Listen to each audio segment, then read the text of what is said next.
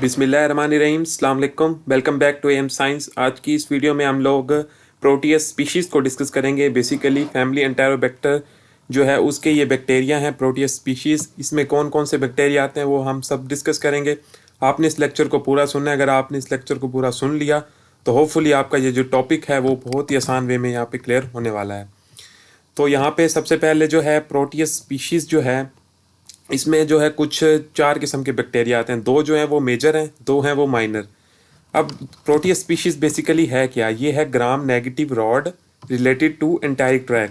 ग्राम negative rod हमने शुरू किए हुए थे और ऐसे जो कि एंटाइक ट्रैक से रिलेटेड हैं। बेसिकली ये एंटाइक ट्रैक में कोई डिजीज़ तो नहीं करवाते, लेकिन हैबिटेट के होने की वजह से इनको एंटाइक ट्रैक से रिलेटेड ही कहा जाता है। और सबसे पहले अगर हम इस यहाँ पे जेनरा की बात करें यहाँ पे, तो इसमें जो है मैंने आपको बताया कि इसमें कुछ मेजर रिलेटेड ऑर्गेनिजम्स हैं, कुछ माइनर रिलेटेड ऑर्गेनिजम्स हैं। मेजर रिलेटेड में सबसे पहले है प्रोटियस वल्गैरस और दूसरा है प्रोटियस मिराबेलस। अब ये जो 2 बैक्टीरिया ये बहुत ज़्यादा इंपॉर्टेंट हैं और मेजर में आ जाते हैं।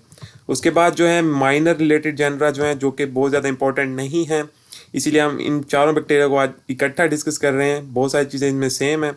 मॉर्गनेला मॉर्गेनी और जो दूसरा है वो है प्रोविडेंशिया रेडगेरी। ये दोनों माइनर हैं और ये दोनों मेजर हैं। बेसिकली हमने ये चारों बैक्टीरिया डिस्कस करने हैं। सबकी कैरेक्टरिस्टिक्स सेम है, सिर्फ लेबॉरेटरी डायग्नोसिस और कैरेक्टरिस्टिक्स में थोड़ा सा फ़र्क है। हर चीज़ सेम है। तो चलिए सबसे पहले डिजीज़ देख लेते हैं इसकी।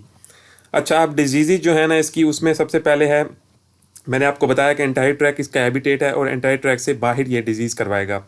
जैसे क्लेब्सिला था हमने देखा, उसके अलावा एंटेरोबैक्टर, इस तरह ये भी इसी तरह ही है। सबसे पहला इन्फेक्शन है वो है यूटीआई। अब यूटीआई का मोस्ट कॉमन कॉज मैं आपको बताता रहता हूँ कि इकोलाई है, लेकिन जो लेस फ्रीक्वेंटली है वो ये बैक्टीरिया भी है और हमने क्लेब्सिला में भी देखा था। अब ये चीज़ आप कैसे डायग्नोज या डिफ्रेंशिएट करोगे बाकी बैक्टीरिया से? अब इसका जो यूटीआई है उसके कुछ फीचर्स हैं, वो भी हम आगे देखते हैं। सबसे पहले यूटीआई का बेसिक आपको पता होना चाहिए, जिसमें यूरेथ्रा की इन्फ्लेमेशन हो जाती है, यूरेथ्राइटिस, पालोनेफ्राइटिस, नेफ्रॉन की इन्फ्लेमेशन हो जाती है, सिस्टाइटिस यानी यूरिनरी ब्लैडर की इन्फ्लेमेशन हो जाती है। ये तो इन करेक्टरिस्टिक्स तो यूटीआई की सेम है सब में, लेकिन हम इसको बाकी यूटीआई से कैसे डायग्नोस करेंगे उसके लिए कुछ फीचर्स आ जाते हैं कि इसका जो यूटीआई है वो बहुत ज़्यादा पेनफुल होता है। उसके बाद जो है इसमें क्लाउडी यूरिन बनता है। अब ये स्पेसिफिक करेक्टरिस्टिक्स है, बाकी यूटीआई में ये नहीं था। हमने क्लेब्सिला में देखा, हमने एंटेरोबैक्टर में देखा, वहाँ पे ये वाले फीचर्स नहीं थे। तो ये चीज़ आपने मोस्ट स्पेसिफिक याद रखनी है। क्लाउडी यूरिन मीन्स के यूरिन जो है उसके अंदर ब्लड आना शुरू हो जाए तो उसको क्लाउडी यूरिन कहा जाता है तकरीबन। और उसके बाद जो है उसकी जो यूरिन है उसकी स्मेल फिशी ऑर्डर होगी। आपने अगर फिश जहाँ पे बन रही होती है, जो कच्ची मछली होती है, वहाँ पे आपको एक अजीब सी स्मेल आ रही होती है, उस तरह की एक स्मेल होगी। अब ये जो फिशी ऑर्डर है ये बैक्टीरियल वेजिनोसिस में भी बनती है, वो वेजाइनल डिस्चार्ज में होती है, और ये जो है यूरिन की है। तो ये चीज़ का आपने याद रखना है। अब फिशी ऑर्डर मीन्स कि वो थिन होगी, बहुत ज़्यादा पतली होगी, और मिल्की मतलब होगी ऑर्डर, तो इस चीज़ को फिशी ऑर्डर कहते हैं। ये 2 फीचर होंगे यूरिन के। उसके बाद कुछ और चीज़ें हैं 2, वो है कि स्टैगहॉर्न कैलकुलाई। अब ये क्या चीज़ है? स्टैगहॉर्न क्या है? ये एक पौधा है, कोई फन है, उसकी शेप के ये कैलकुलाई मीन्स के स्टोन्स बन जाते हैं, तो इसलिए इसको स्टैगहॉर्न कैलकुलाई बोलते हैं। बेसिकली ये रीनल कैलकुलाई हैं, यानी रीनल स्टोन्स हैं जो कि कैरेक्टरिस्टिक शेप्स बनाते हैं। कैसे? कास्ट और the dead cell of renal pelvis, यानी जो कास्ट बोला जाता है, जो कि डेड सेल हमारे किडनी टिब्यूल्स में बनते हैं, उसको कास्ट बोला जाता है। वो उनकी वजह से जो स्टोन्स बनेंगे, कहाँ पे बनेंगे? रीनल पेल्विस और कैलिसिस में। कैलिसिस क्या है? माइनर कैलिसिस और मेजर कैलिसिस। आपने अगर आपको किडनी के एनाटमी याद हो तो उसमें आपको ये चीज़ याद होगी। और रिजेंबल करते हैं हॉर्न्स ऑफ स्टैग, ये जैसे मैंने आपको उस पौधे का नाम बताया, तो इसलिए इसको कहा जाता है स्टैग हॉर्न कैलकुला। ये मोस्ट इंपॉर्टेंट फीचर है जो यूटीआई के साथ एसोसिएटेड है, जो कि इसको बाकी बैक्टीरिया से डिफरेंशिएट करता है। दूसरी चीज़ है कि यहाँ पे होता है स्ट्रूवाइट कैलकुलस। वो क्या है? वो भी बेसिकली यही है। अगर वो जो स्टोन्स हैं वो रीनल पैलिस के आगे एक्सटेंड होके मेजर और माइनर कैलिसिस तक चले जाएं तो उसको बोला जाता है स्ट्रूवाइट कैलकुलस। उसके बाद जो आखिरी चीज़ है वो है सेप्सिस। सेप्सिस के जो फीचर्स हैं हमने देखा, सॉरी यहाँ पे ये हॉस्पिटल एक्वायर्ड लिखा गया है, ये हॉस्पिटल एक्वायर्ड नहीं है। यहाँ पे सेप्सिस के जो फीचर्स होंगे वो फीवर होगा इसमें, इसके अलावा hypotension, DIC disseminated intravascular coagulation, vessels के दरमियान क्लॉट्स बन जाएंगे और septic shock, multiple organ failures हो जाएगा। अगेन यहाँ पे हॉस्पिटल एक्वायर्ड और यहाँ पे हॉस्पिटल एक्वायर्ड, ये आपने रिमूव कर देना है। ये मैं माजर चाहता हूँ, ये मेरी गलती की वजह से यहाँ पे लिखा गया, तो आपने इस चीज़ का ख्याल रखना है। तो डिजीज़ में अगेन UTI होगा और सेप्सिस तो होगा ही होगा। अब उसके अंदर जो मेन चीज़ें हैं वो याद रखनी है आपने, जो यूरिन से रिलेटेड हैं और स्टोन से रिलेटेड हैं, ये दो मेन इसके फीचर हैं। अब नेक्स्ट देखते हैं कि इसकी जो है अगर हम अब इस पिक्चर से अगर हम इसको समझें, जो कि हमने स्ट्रोवाइड स्टोन्स देखे थे, ये कैलकुलस हमने देखे थे। आप यहाँ पे देखें, ये किडनी दिखाया गया है, राइट है, ये लेफ्ट है, और यहाँ पे आप स्टोन्स देख सकते हैं, ये वाइटिश आपको ये स्टोन्स कैलकुलस यहाँ पे दिख रहे हैं। एरोहेड से भी आप यहाँ से समझ सकते हैं। अब मैं आपको किडनी की एनाटमी यहाँ पे दिखा दूँ थोड़ी सी, कि ये किडनी है और यहाँ पे अगर आप देखें रीनल पेल्विस, ये वाला इलाका सारा पेल्विस है, यहाँ पे स्टोन्स बनेंगे, और यहाँ पे ये जो मेजर कैलिक्स है, यानी जो ज़्यादा यहाँ पे हिस्सा है, और कम वाला माइनर कैलिक्स, यहाँ पे भी स्टोन्स बन सकते हैं। तो यही चीज़ यहाँ पे दिखाई गई है ये, और यहाँ पे आप इस चीज़ को याद रख सकते हैं। नेक्स्ट चलते हैं कि इसकी हैबिटेट और ट्रांसमिशन को कैसे होती है। हैबिटेट में जो है, इसकी हैबिटेट है ह्यूमन कोलोन। मैंने आपको बताया कि ये इंटायरेक्ट ट्रैक से रिलेटेड तो है, लेकिन डिजीजेज ये आउटसाइड इंटायरेक्ट ट्रैक करवाता है, तो ये चीज़ याद रखनी है। हैबिटेट याद इसका थोड़ा डिफरेंट है, तो ये भूल जाता है, तो इसलिए आप याद रखें। इसके अलावा एनवायरनमेंट, सॉइल और वाटर के ज़रिए भी इसकी ट्रांसमिशन वो हैबिटेट इसका है। तो ये दोनों हैबिटेट जो हैं इसकी डिजीजेज से अनरिलेटेड है, तो ये चीज़ आपने लाजमी याद रखनी है। ट्रांसमिशन कैसे होगी? अगर UTI की हम बात करें यहाँ पे, तो ascending spread of faecal flora होगा, यानी फीकल फ्लोरा ऊपर की तरफ असेंड करेगा और यूरिन ट्रैक तक पहुँचेगा और वहाँ पे जाके UTI करवा देगा। ये चीज़ क्लेप्सेला में भी हर चीज़ वहाँ भी कॉमन थी, लेकिन हैबिटेट इसका थोड़ा सा डिफरेंट है। सॉइल और वाटर आ गया यहाँ पे। इसके बाद यूरिनरी कैथेटर, जो कि हम पास करते हैं यूरिन की ड्रेनेज के लिए उन पेशेंट्स में जिनका UTI का मसला होता है, तो उसकी वजह से UTI हो जाएगा। और आखिरी जो चीज़ है वो है एक्सीडेंटल पारेंटरल इनोकुलेशन, यानी गलती से अगर जो IV पास कर दिया, सही से पास ना किया, तो उसकी वजह से पेशेंट जो है उसको सेप्सिस हो सकता है। तो हैबिटेट में जो है कोलोन और इन्वायरमेंट, और ट्रांसमिशन में UTI की ट्रांसमिशन और सेप्सिस की ट्रांसमिशन याद रखनी है। पैथोजेनेसिस में अगर हम देखें तो डिजीज़ वाइज अगर हम चलेंगे, सबसे पहली डिजीज़ कौन सी थी? अगर हम कॉमन देखें जो फैमिली एंटेरोबैक्टर में है, एंडोटॉक्सिन हर फैमिली में है, हर बैक्टीरिया में है इस फैमिली के, जो कि एंटेरोबैक्टर फैमिली है। एंडोटॉक्सिन जो कि फीवर, शॉक और सेप्सिस करवाएगा, यानी ये जो तीन चीज़ें हैं ये सारे फैमिली एंटेरोबैक्टर में ये डिजीज़ भी कॉमन है और ये टॉक्सिन भी कॉमन है।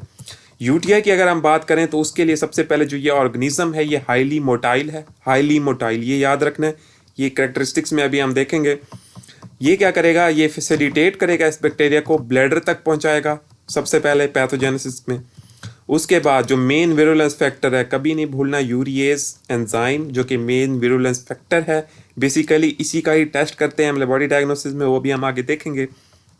ये क्या करता है?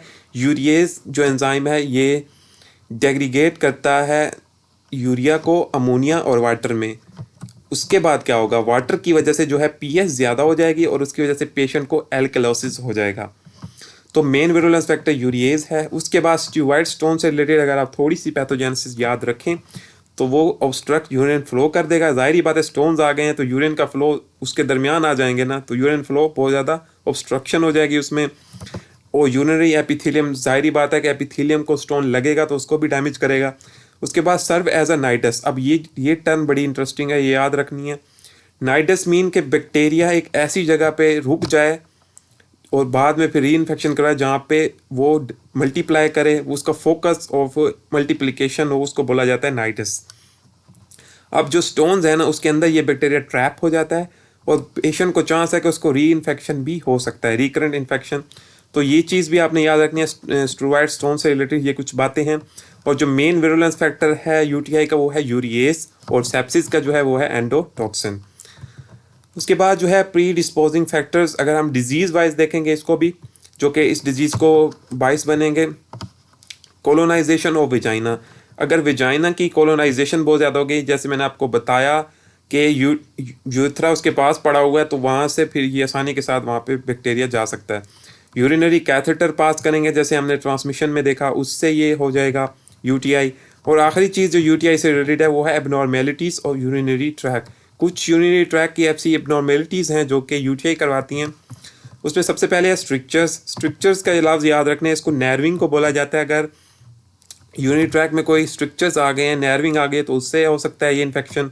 वेल्व्स यानी रेगुलेट ब्लड फ्लो जो कर रहे होते हैं वेल्व्स, उसमें कोई मतलब मसला आ गया या स्टोन्स बन गए हैं जैसा कि इस बैक्टीरिया में बन रहे थे, तो उसकी वजह से ये वाला यूटीआई है, इस बैक्टीरिया का इन्फेक्शन आसानी के साथ हो जाएगा। तो यूटीआई से रिलेटेड ये 3 प्री डिस्पोजिंग फैक्टर्स हैं। अब देखते हैं कि सेप्सिस से रिलेटेड कौन कौन से हैं। उसमें है एक्सीडेंटल पैरेंटल इनोकुलेशन, जैसा कि हमने ट्रांसमिशन में देखा था। नेक्स्ट चलते हैं कि इसकी कैरेक्टरिस्टिक्स कौन कौन सी हैं। अगेन जो फैमिली एंटेरोबैक्टर वाली 4 कैरेक्टरिस्टिक्स हैं वो हम इसमें फिर से मेंशन करेंगे। एक मेन है कि हाईली मोबाइल है, जैसे मैंने आपको कहा कि इस एबिलिटी की वजह से ये जो है यूरिनरी ब्लैडर तक पहुंचता है और फिर आगे जाके विरुलेंस करवाता है। उसके बाद है स्वार्मिंग मोटेलिटी, मोस्ट इंपॉर्टेंट याद रखना है, क्योंकि यूटीआई का जब भी सिनेरियो आएगा या लेबोरेटरी डायग्नोसिस आप करोगे तो स्वार्मिंग मोटेलिटी के लफ्ज़ से ही आप डायग्नोसिस करते हो, वरना यूटीआई तो और बैक्टीरिया में भी हो रहा होता है। उसके साथ उसके जो क्लिनिकल फीचर थे वो मैंने आपको बताए हैं। स्वार्मिंग मोटेलिटी क्या होती है? Basically coordinated translocation of bacteria होती है, यानी एक मुनज़्ज़म तरीके से बैक्टीरिया ट्रांसलोकेट करता है किसी सॉलिड या सेमी सॉलिड सरफेस पे, उसको बोला जाता है स्वार्मिंग मोटेलिटी। तो ये चीज़ मोबाइल से रिलेटेड ही है। तीसरी चीज़ है कि एच एंटीजन यानी फ्लैजुलर प्रोटीन। अब ये तो तीनों चीज़ें हैं, ये मोबिलिटी से रिलेटेड है, तो आप इस चीज़ को याद रख सकते हैं बहुत ही आसानी के साथ। अब आते हैं मशहूर ज़माना जो हैं 4 जो करेक्टरिस्टिक फैमिली एंटेरोबैक्टर की मोस्ट इंपॉर्टेंट, वो आप लिख दें A to Z। सबसे पहले ये फैकल्टेटिव एनारोब यानी ऑक्सीजन की गैर मौजूदगी में एनर्जी के लिए नाइट्रेट्स को नाइट्राइट्स में कन्वर्ट करेंगी और फर्मेंट करेंगी ग्लूकोज को as a by product. Again glucose को फर्मेंट करेंगी, लेकिन लैक्टोज को जो है ये फर्मेंट नहीं करते, वो अभी लेबोरेटरी डायग्नोसिस में हम देखेंगे। उसमें क्या होगा कि फिनोल इंडिकेटर जो रेड होगा उसको येलो कर देंगे। उसके बाद जो है साइटोक्रोम ऑक्सीडेज नेगेटिव यानी कलर्ड कंपाउंड नहीं बनाएंगे ये इंडोफिनोल बीयू के साथ। तो ये 4 कैरेक्टरिस्टिक फैमिली इंटरबैक्टर वाली और 3 मोबिलिटी वाली इसकी स्पेसिफिक हैं। लेबोरेटरी डायग्नोसिस भी बड़ी ही इंटरेस्टिंग है। यहाँ पे जनरल टेस्ट ग्राम स्ट्रेनिंग करेंगे, ग्राम नेगेटिव बैक्टीरिया को पॉजिटिव से अलग करेंगे। उसके बाद क्वांटिटेटिव कल्चर ऑफ यूरिन करेंगे यूटीआई के लिए, ये कॉमन टेस्ट है, अभी मैं आपको बता रहा हूँ, अभी स्पेसिफिक पे चलेंगे हम। उसके बाद है कि कल्चर ऑफ ब्लड करेंगे पस का, कि सेप्सिस भी हो रही है तो ये चीज़ भी हम कर सकते हैं। अब आते हैं स्पेसिफिक टेस्ट कुछ। सबसे पहले है नॉन लैक्टोज फर्मेंटिंग। अब फैमिली एंटेरोबैक्टर में हर किसी में कि कोई लैक्टोज फर्मेंटिंग आ रहा है, कोई नॉन आ रहा है, तो ये लिस्ट आपने याद रखनी है कौन से नॉन है कौन से लैक्टोज फर्मेंटिंग है।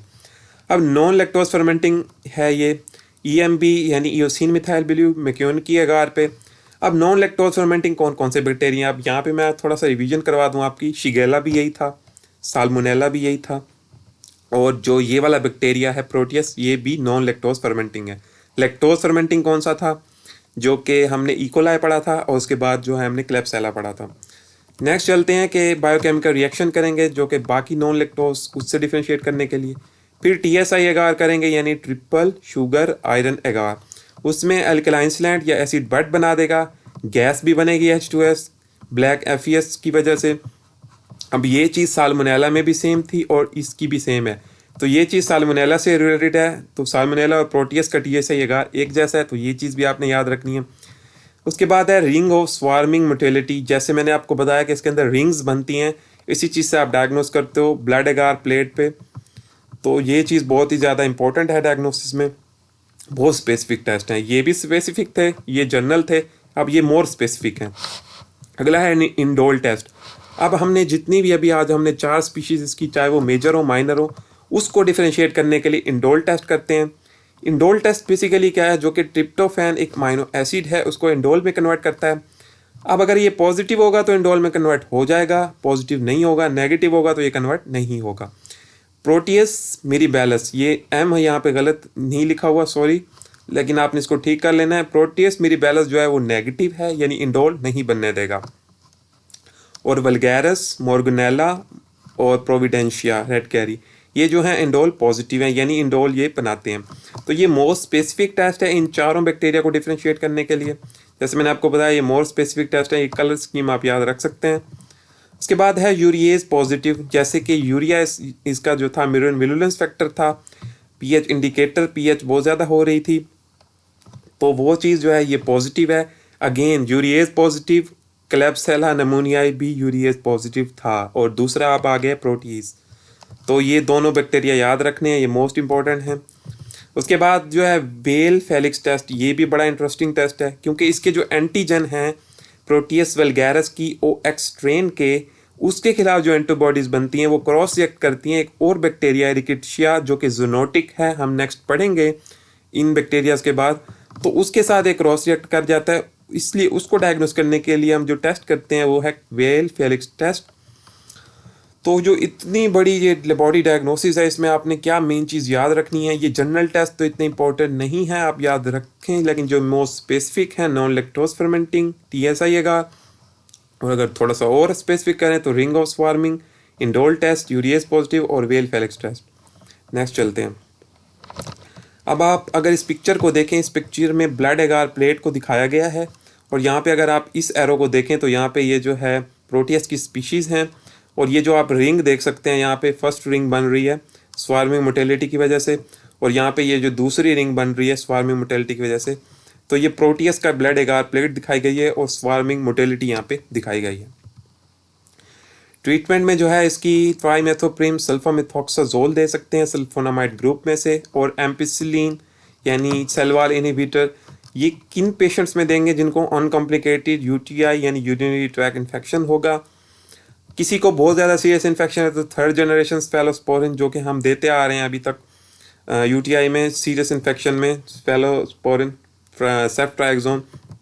उसके बाद अब सेंसिटिविटी भी है, एंटीबायोटिक सेंसिटिविटी टेस्ट करनी है। इंडोल्ड नेगेटिव स्पीशीज़ जो हैं प्रोटियस मिरीबैलस, उसमें जो है बहुत ज़्यादा ये सेंसिटिविटी होती है एम्पेसिलिन की, तो ये चीज़ चेक कर लेनी है। साथ में रेजिस्टेंस का भी ख्याल रखना है, प्लाज्मा एनकोडेड एंजाइम्स होते हैं। तो जो ट्रीटमेंट है उसमें ये 2-3 किस्म के ड्रग हैं। प्रिवेंशन में हमने देखा कि वैक्सीन अवेलेबल नहीं है, तो UTI से बचने के लिए जो है कैथेटराइजेशन प्रॉम्प्टली रिमूव करेंगे, या फिर इंट्रावीनस जो लाइन है उसको सही से पास करेंगे ताकि सेप्सिस और UTI से बचा जा सके। तो यहाँ पे हुआ ये बैक्टीरिया ख़त्म। हम क्विकली इसका रिव्यू करते हैं ताकि हमारा बैक्टीरिया जो है वो फुल अच्छे वे में क्लियर हो जाए। प्रोटियस स्पीशीज़ जो है वो ग्राम नेगेटिव रॉड है related to enteric tract. Genera means के मेजर जेनरा भी है और माइनर जेनरा भी है। मेजर में Proteus vulgaris, Proteus mirabilis most important. Minor related genera में क्या आते हैं, मोर्गनेला और प्रोविडेंशिया, ये लेस इंपॉर्टेंट है। डिजीज़ में हमने देखा कि आउटसाइड एंटेरी ट्रैक करवाएगा और उसमें UTI है। अब UTI जो है उसके रिलेटेड कुछ स्पेसिफिक कैरेक्टरिस्टिक्स हैं जो कि हम इसको डिफर करती हैं बाकी बैक्टीरिया से। Pain on urination, cloudy urine और फिशी ऑर्डर। इसके अलावा कुछ स्टोन्स बनेंगे, स्टैगहोर्न कैलकुलाई और स्टीरोइड कैलकुलाई, उसके फीचर्स मैंने आपको बता दिए हैं। इसके अलावा सेप्सिस भी इसमें हो सकती है, वो कॉमन चीज़ है। तो मेन चीज़ क्या है, UTI और उसके फीचर्स। इसके बाद पिक्चर में आपने देखा कि यहाँ पे जो है इस पिक्चर में आपको कैलकुलस दिखाया गया है, स्टीरोइड कैलकुलस, और यहाँ पे आप रीनल पेल्विस और माइनर मेजर कैलक्स देख सकते हैं। हैबिटेट में हमने देखा कि ह्यूमन कोलोन और इन्वायरमेंट ही हैबिटेट है, ये थोड़ा डिफरेंट है, इसको याद रखना है। ट्रांसमिशन में देखा कि UTI के लिए sending spread of faecal flora होगा यूरिनरी कैथेटर की वजह से, या फिर सेप्सिस जो है वो एक्सीडेंटल पैरेंटरल इनोकुलेशन से होगी। पैथोजेनेसिस में हमने देखा कि एंडोटॉक्सिन सेप्सिस करवाएगा, मोस्ट कॉमन कॉज है, मतलब फैमिली एंटेरोबैक्टर की। अब UTI के लिए ये जो है ऑर्गेनिज्म हाईली मोटाइल है, पहुंचेगा सबसे पहले, फिर यूरिएज विरुलेंस फैक्टर है वो एल्किलोसिस करवाएगा, और अगर तो UTI उससे हो जाएगा। और स्टीरोइड स्टोन से के लिए हमने कुछ बातें याद रखनी है कि उसमें जो है रिकरेंट इन्फेक्शन हो सकता है और उसके थोड़े बहुत फीचर्स। प्री डिस्पोजिंग फैक्टर में हमने देखा कि कोलोनाइजेशन ऑफ वेजाइना से UTI होगा, या यूरिनरी कैथेटर से, या फिर एबनॉर्मेलिटी ऑफ यूरिनरी ट्रैक यानी स्ट्रिक्चर्स, वैल्व्स और स्टोन से। और सेप्सिस कैसे होगी कि एक्सीडेंटल पैरेंटरल इनोकुलेशन से। कैरेक्टरिस्टिक्स में हमने देखा कि हाईली मोबाइल है, स्वार्मिंग मोटिलिटी है और H एंटीजन है, यानी मोटिलिटी की 3 फीचर हैं। फिर 4 मशहूर ज़माना कैरेक्टरिस्टिक्स फैमिली एंटेरोबैक्टर की, facultative, nitrates to nitrites, ferment glucose और cytochrome oxidase negative. Body diagnosis में हमने देखा कि जनरल टेस्ट ग्राम स्ट्रेनिंग करेंगे, क्वांटिटेटिव कल्चर यूरिन करेंगे UTI के लिए, ब्लड और पस का कल्चर सेप्सिस के लिए करेंगे। अब स्पेसिफिक में नॉन लैक्टोज फर्मेंटिंग है, बायोकेमिकल रिएक्शन कह सकते हैं, TSI अगर टेस्ट करेंगे। अगर और स्पेसिफिक पे आए तो रिंग्स ऑफ स्वार्मिंग मोटिलिटी होगी, इसमें इंडोल पॉजिटिव या नेगेटिव के बैक्टीरिया हमने देखे, और फिर यूरिएज पॉजिटिव है, और आखिर में जो है वेल फेलिक्स टेस्ट है जो कि रिकेट्शिया के साथ एसोसिएटेड है। ये वाली पिक्चर आपने ओस्पी के लिए भी याद रख सकते हैं, और यहाँ पे आप इसकी रिंग्स वगैरह को यहाँ पे देख सकते हैं। उसके बाद ट्रीटमेंट में हमने देखा UTI के लिए हम जो है ट्राइमेथोप्रिम सल्फामेथोक्साजोल या एम्पिसिलिन देंगे, और इन सीरियस इन्फेक्शन के लिए 3rd जनरेशन स्पेलोस्पोरिन देंगे। उसके बाद एंटीबायोटिक सेंसिटिविटी लाजमी से चेक करनी है क्योंकि इंडोल नेगेटिव स्पीशीज़ शो करती हैं। इसके अलावा रेजिस्टेंस में देखा कि इसके खिलाफ रेजिस्टेंस भी पैदा हो जाती है। प्रिवेंशन में हमने देखा कि इसके खिलाफ वैक्सीन तो अवेलेबल नहीं है, तो यूरिनरी कैथेटर और इंट्रावेनस कैथेटर को प्रॉम्प्टली रिमूव करके इसके इन्फेक्शन से बचा जा सकता है। तो होपफुली आपका ये बैक्टीरिया यहाँ पे क्लियर हो चुका होगा, ये 4 की 4 स्पीशीज़। और फिर भी अगर आपका कोई क्वेश्चन है तो आप कमेंट सेक्शन में पूछ सकते हैं। समझ आ गए वीडियो को तो लाइक कर दें और चैनल को सब्सक्राइब कर दें ताकि आपको नई आने वाली वीडियो की अपडेट मिलती रहे। दोस्तों के साथ शेयर करना ना भूलें। इस वीडियो के डिस्क्रिप्शन में आपको सोशल मीडिया अकाउंट्स के लिंक्स मिल जाएंगे, वहाँ पे जाके लाजमी से फॉलो करें। और मिलते हैं फिर नेक्स्ट इस तरह की वीडियो में। और इसके अलावा अगर आप इस पिछले बैक्टीरिया की वीडियोस को देखना चाहते हैं तो यहाँ पे आपको प्लेलिस्ट भी मिल जाएगी, और यहाँ पे बेशुमार वीडियोस पड़ी हुई हैं जो कि आपको बहुत ही आसान वे में यहाँ पे क्लियर किया गया है, तो आपके लिए यूज़फुल होंगी, तो आपने इसको लाजमी से देख लेना है। तो बस इतना ही था वीडियो में, मिलते हैं नेक्स्ट बैक्टीरिया की वीडियो में, तब तक के लिए खुदा हाफिज़।